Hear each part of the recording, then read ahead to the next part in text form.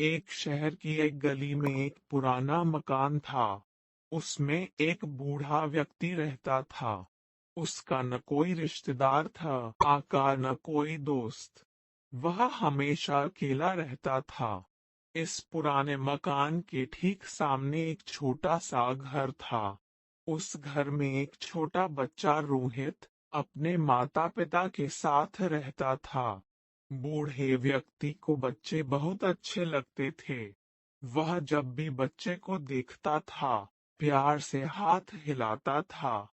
छोटा बच्चा भी अपनी खिड़की में खड़े होकर जवाब में उसकी ओर देखकर हाथ हिलाता था। धीरे धीरे दोनों की दोस्ती हो गई। रोहित बूढ़े व्यक्ति को दादाजी कहकर बुलाने लगा। दादाजी अक्सर रोहित के लिए बिस्कुट लाते थे। कभी कभी वे उसके पसंद की चॉकलेट लाकर भी उसे देते थे। एक दिन रोहित ने भी उन्हें अपना एक खिलौना दिया। अपना टीन का सिपाही यानी टिन। दादाजी ने कहा कि वे इसे बहुत संभाल कर रखेंगे।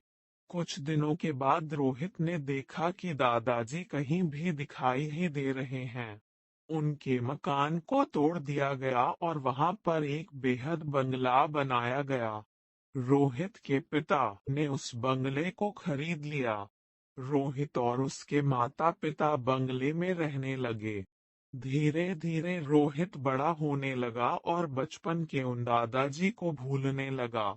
जब वह बड़ा हुआ और उसकी शादी हो गई, तब उसकी पत्नी भी वहीं रहने आई।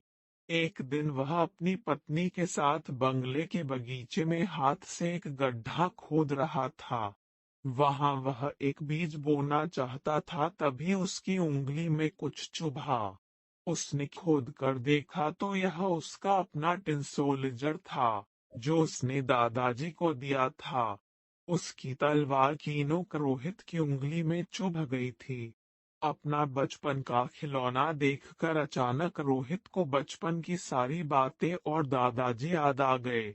उसे याद आया कि दादाजी ने कहा था, यह खिलौना मैं बहुत संभाल कर रखूंगा। रोहित ने अपनी पत्नी को बचपन की वह सारी बातें सुनाई। सुनाते सुनाते उसकी आंखें भर आई। वह टिन सोल्जर रोहित ने अपने घर में सजा दिया। उसका यह पुराना खिलौना हमेशा उसे बचपन की मीठी यादों में ले जाता था। साथ ही उसे दादाजी भी याद आ जाते थे।